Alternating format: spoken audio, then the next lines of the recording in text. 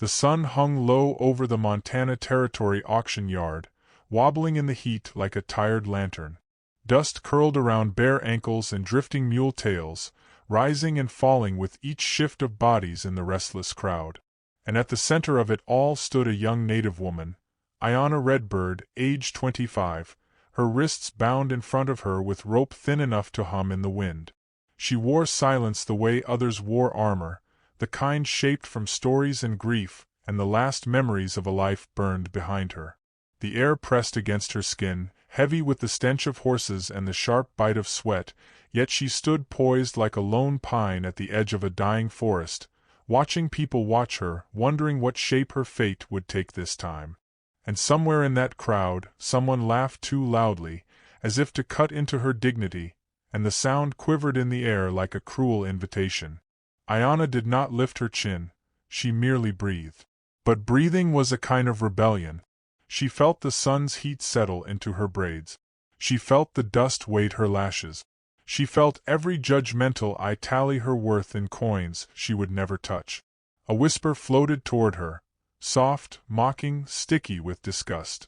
"No one wants you." The words nestled beneath her ribs like a blade, twisting where old wounds had never healed.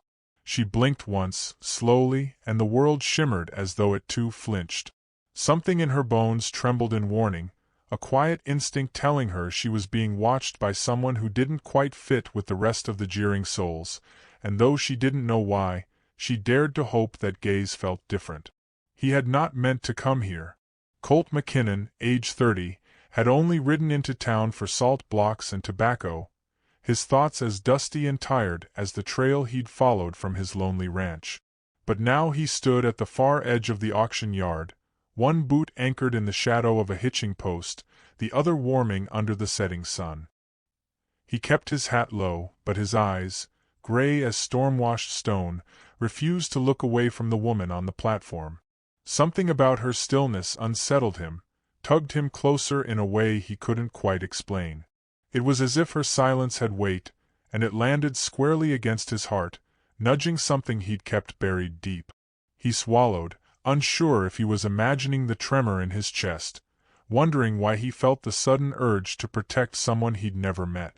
Colt shifted, jaw tightening beneath his faint jawline scar, an old reminder of a fight he never talked about. He hadn't expected to feel anything today beyond routine exhaustion. But watching Ayanna soak in the cruelty without bending stirred memories he'd tried to bury.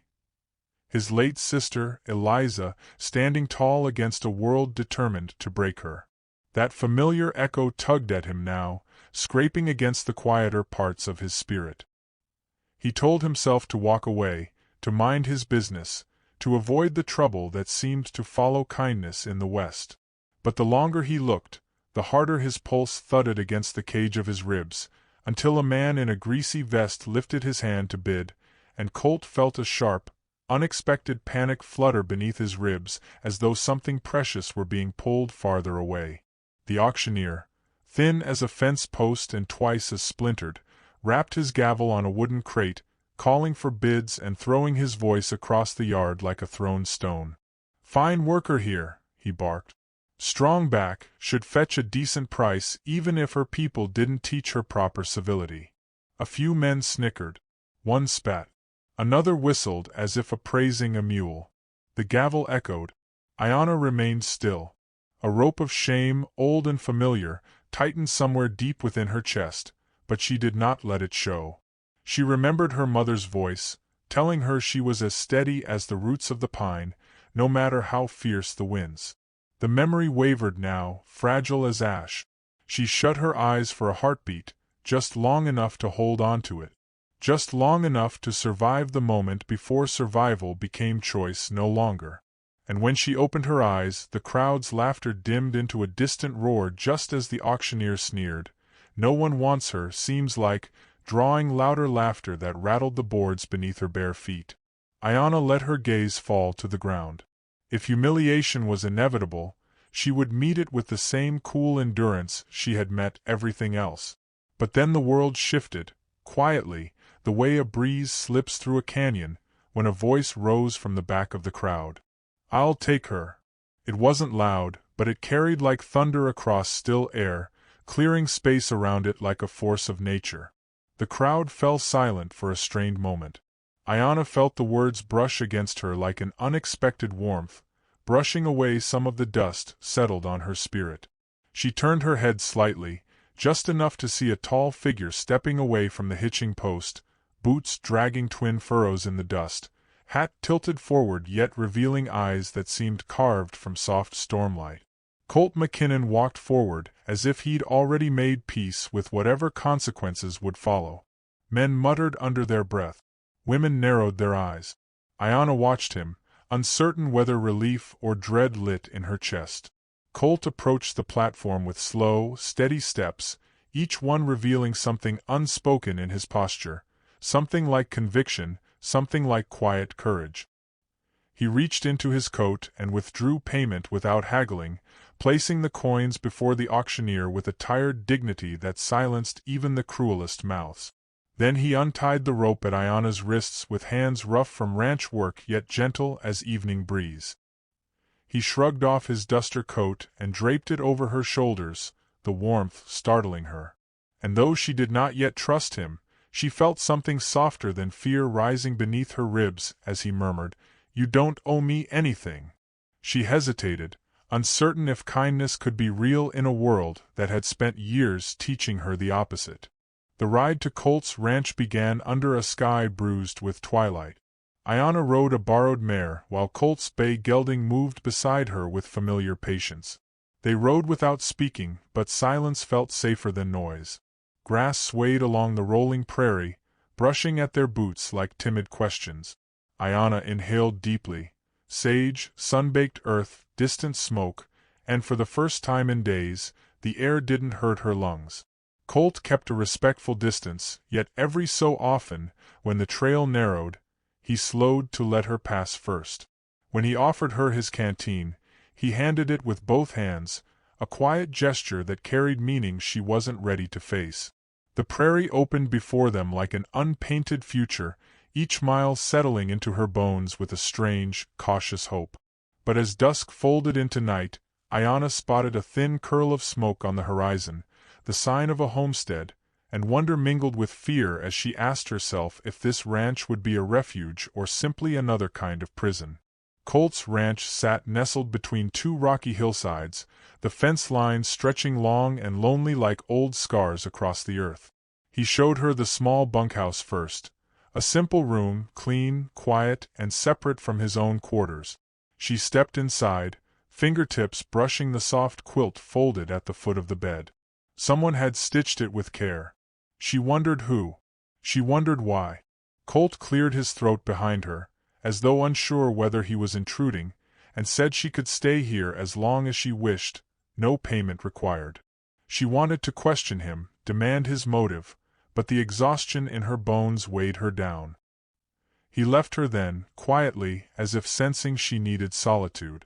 Still, she watched him walk away, noticing the slump in his shoulders, the loneliness hanging off him like a worn coat. And somewhere deep within her, curiosity flickered, dangerous, persistent, warm. Days melted into a rhythm of shared work and unspoken understanding. Ayanna began tending the horses, her movements measured yet confident. Colt repaired fences with the slow determination of someone who'd learned to rebuild more than just wood and wire. They spoke little, but their silence grew comfortable. When she sang an old lullaby from her people while brushing Colt's mare, she heard his footsteps pause behind her, as though he feared breaking the spell. In return, he left her small offerings. A wild flower tucked near the water pump, a wooden carving of a bird left on her windowsill, a tin cup warmed and waiting by the stove on cold mornings. These gestures wove themselves into her heart before she realized it, quiet threads of connection stitching two wounded spirits closer. But the world beyond the ranch had not forgotten them, and neither had the townsfolk, whose gossip slithered through the saloon and stores like bitter wind. One afternoon, when the sun beat down in heavy waves, Ayanna overheard two local women near the general store whispering about her. "Pity really," one said. "Why else would Colt bring her home?" The other scoffed. No man takes in a stray like that unless he's too lonely to know better. The words pierced Ayanna, igniting old wounds and new shame. She returned to the ranch with her emotions unraveling faster than she could gather them. That night, she began packing her few belongings under the soft glow of a lantern, her hands trembling. She told herself it was better to leave now before she infected Colt's life with the rumors meant to stain hers. She told herself she would survive alone, she always had. But when Colt stepped into the doorway, shadows curling around him like questions, she froze as though caught between worlds. He didn't speak at first. His gaze swept across the small room, lingering on her half-packed bundle, the lantern's flickering light catching the emotion tightening his jaw. Finally, he asked, "Why are you leaving?" His voice low, unsure, yet carrying a note of hurt she hadn't expected. She tried to explain, stumbling over words, her throat closing around old humiliation. She told him she didn't want to anchor him with her shame, didn't want to be a burden in a world already leaning heavy on his shoulders. Colt listened, his gray eyes softening. Then he confessed something he hadn't meant to say, that she reminded him of Eliza, the sister he lost years ago, who had carried the same quiet strength Ayanna bore now. His voice cracked as he admitted he stepped in at the auction because he couldn't stand to see another woman crushed under the weight of cruelty. Something inside Ayanna shifted at his honesty, fluttering like a bird testing the air before flight. A tender silence spilled between them, warmer than the lantern glow. Ayanna's breath trembled as she whispered, "And what if I choose to stay?" Colt inhaled sharply, as if her words had struck him somewhere deep and long deprived of warmth. He didn't touch her. He didn't dare, but his entire posture softened, as though her question had become a small miracle he was afraid to reach for. And though neither spoke the word love, the flicker in their eyes, the stillness of the moment, the unguarded vulnerability, they were all gestures louder than any declaration. They lingered there, suspended in a delicate new understanding, uncertain where it would lead yet unwilling to turn away from it. Time drifted with the season. Their connection grew through small acts, shared bread, shared glances, shared sunrises. One morning Colt braided a thin ribbon into her braid, clumsy fingers, trembling with unspoken affection, and Ayanna cupped his hand afterward, the touch a promise without shape or name. But peace seldom lasted long in the West. A telegram arrived from town, warning that someone sought to reclaim Ayanna, a distant relative of the man who once held control over her fate. The threat stirred old fear in her and old fury in Colt. When the man arrived days later, demanding she come with him, Colt stepped between them without hesitation, shoulders squared, voice steady as bedrock. Ayanna, gathering every shred of courage she'd earned, stood beside him, not behind him, and told the intruder she would never again belong to anyone but herself. The man left with a threat tossed over his shoulder, a reminder that their union would never be fully accepted. But as his horse vanished over the horizon, Ayanna felt the strength of her own voice lingering in the air. Perhaps it was that moment, their shared defiance, that inspired Colt to finally ask the question that had been growing in him like spring beneath frost. He approached her under the cottonwood tree, where the breeze rustled through its leaves like whispers of old spirits, and he asked if she would marry him, not out of obligation, not for protection, but because he wanted to build a life with her, side by side, chosen freely. Tears gathered in Ayanna's eyes, glistening like dewdrops on new grass. She said yes in a voice soft enough to break a man's heart. Their wedding was humble yet full of meaning. A preacher from town, a cottonwood for a chapel, Ayanna wearing a white doeskin dress stitched with memories and hope. They tied a symbolic cord of braided horsehair and red thread, weaving their past and future into one. When they kissed, thunder rumbled across the horizon, promising storms but also the cleansing that follows. That night, a sudden storm swept across the land as if blessing and testing them at once. They found shelter in the barn as rain lashed the roof and lightning tore open the sky. Colt held her hand as if anchoring himself, and Ayanna leaned against him, feeling the pulse of something fierce yet tender in his touch. They spoke in murmurs, about fear, about hope, about the fragile courage it takes to build a new life from broken pieces. When dawn finally cracked open across the world, spilling gold across damp earth, Iona stepped into the morning light, the storm-washed air clinging to her skin like renewal. She felt, for the first time, that her life was hers. That love could grow from gentleness. That she could choose her destiny now. And if you were to stand on a far hillside years later, listening to the wind curl through the grass, you might hear this story whispered back to you by the land itself. You might feel the truth of it settle in your chest, that even in the wildest frontiers, those on the map and those inside the human heart, dignity can be reclaimed, worth rediscovered, and love rebuilt from quiet acts of grace.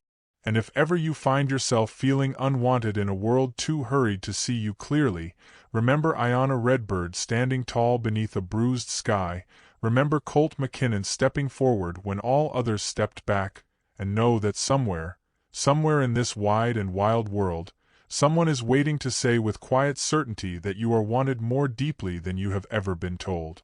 And as that truth settles into your bones, may it lift you softly toward the promise of your own sunrise, lingering at the horizon just out of sight.